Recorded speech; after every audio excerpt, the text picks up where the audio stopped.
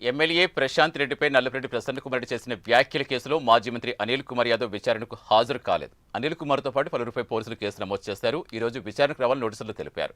కానీ అనిల్ కుమార్, చలపతి విచారణకు హాజరు కాలేదు. అనురూప్ రెడ్డి, హరిప్రసాద్, రాధాకృష్ణ హాజరయ్యారు. తాను వ్యక్తిగత కారణాలతో పాటు కోర్టులో క్వాష్ పిటిషన్ వేసిన కారణంగా విచారణకు రాలేకపోతున్నానని తన లాయర్లతో అనిల్ కుమార్ పోలీసులకు సమాచారం ఇచ్చారు. తాను విచారణకు హాజరయ్యే తేదీ లాయర్ల ద్వారా తెలియజేస్తానని అనిల్ కుమార్ యాదవ్ చెప్పారు.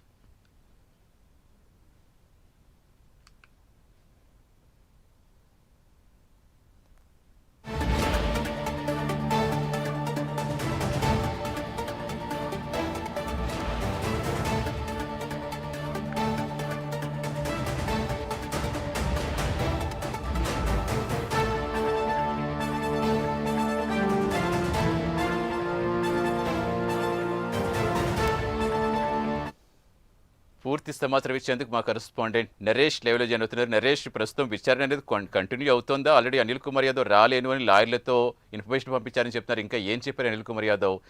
దానికి అధికారులు ఏం చెప్తున్నారు?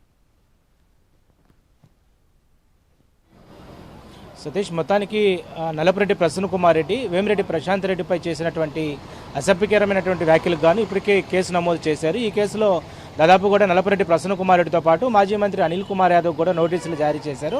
నిన్న ప్రసన్న కుమార్ రెడ్డి నెల్లూరు రూరల్ డీఎస్పీ కార్యాలయానికి విచారణలో భాగంగా రావడం జరిగింది. ఈ రోజు 26వ తేదీ ఇటు మాజీ మంత్రి అనిల్ కుమార్ యాదవ్ కూడా రావాల్సి ఉండగా అయితే ఈరోజు ఆయన అందుబాటులో లేకపోవడం, అదేవిధంగా ఆయన లాయర్ల ద్వారా పోలీసులు కూడా ఇన్ఫర్మేషన్ జారీ చేశారు. అయితే ప్రస్తుతం ఆయన కోర్టులో కూడా క్యాష్ పిటిషన్ కూడా దాఖలు చేస్తున్నారు.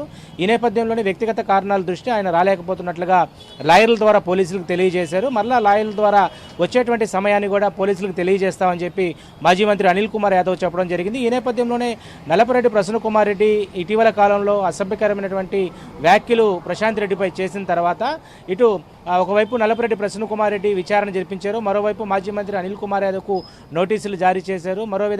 మరోవైపు మరో ముగ్గురికి కూడా అందులో భాగంగానే కోవూరు పోలీస్ స్టేషన్కి ఈరోజు రావాల్సిందిగా ముగ్గురు మాత్రమే కోవూరు పోలీస్ స్టేషన్కి హాజరయ్యారు. అందులో భాగంగానే అనురూప్ రెడ్డితో పాటు హరిప్రసాద్, పచ్చిపులుసు రాజేంద్ర, సో వీళ్ళు ముగ్గురు మాత్రం పోలీస్ స్టేషన్ హాజరయ్యారు. ఏదైతే కోవూరు రుక్మిణి కళ్యాణ మండపంలో ఒక సభలో నల్లపరెడ్డి ప్రసన్న కుమార్ రెడ్డి మాట్లాడేటప్పుడు ఎవరెవరు ఉన్నారనే దాని మీద కూడా కొంతమంది హేళనగా ఉన్నటువంటి కొంతమంది వ్యక్తులపై కూడా కేసులు నమోదు చేశారు. సో ఈ కేసులు నమోదు చేసినటువంటి ఇద్దరు మాత్రం ప్రస్తుతం మాజీ మంత్రులుగా ఉన్నారు. మరో ముగ్గురు సెకండ్ గ్రేడ్ వైఎస్ఆర్సీపీ నాయకులు, వాళ్ళు మాత్రం విచారణకు వచ్చారు. విచారణలో కొన్ని ప్రశ్నలు అడిగారు. వాటికి సంబంధించినటువంటి వాటి మీద పూర్తిగా కూడా ఒక విచారణ అయితే కొనసాగింది. ఈ నేపథ్యంలోనే మాజీ మంత్రి అనిల్ కుమార్ యాదవ్ ఈరోజు యాక్చువల్గా ఏదైతే కోవూరు పిఎస్కి రావాల్సి ఉంది, కోవూరు పిఎస్కి ఆయన రాకపోవడం, అదేవిధంగా వాళ్ళ యొక్క లాయర్ల ద్వారా పోలీసులు కూడా ఇన్ఫర్మేషన్ జారీ చేశారు.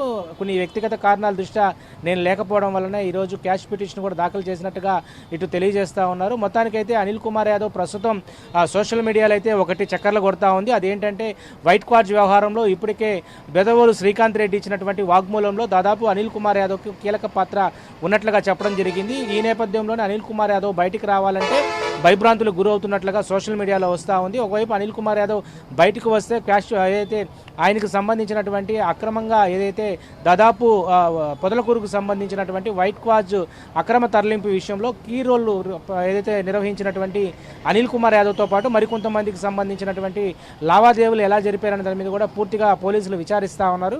ఈ నేపథ్యంలోనే అనిల్ కుమార్ యాదవ్ ప్రస్తుతం అజ్ఞాతంలో ఉన్నట్టుగా తెలుస్తూ ఉంది.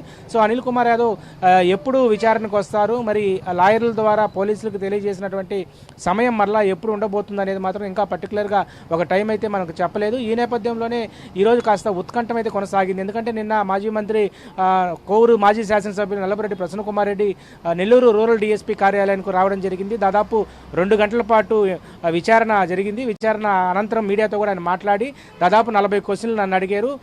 ఏదైతే 41A నోటీసులు ఇచ్చిన తర్వాత ఈ యొక్క 40 క్వశ్చన్లకి నేను సమాధానం చెప్పాను.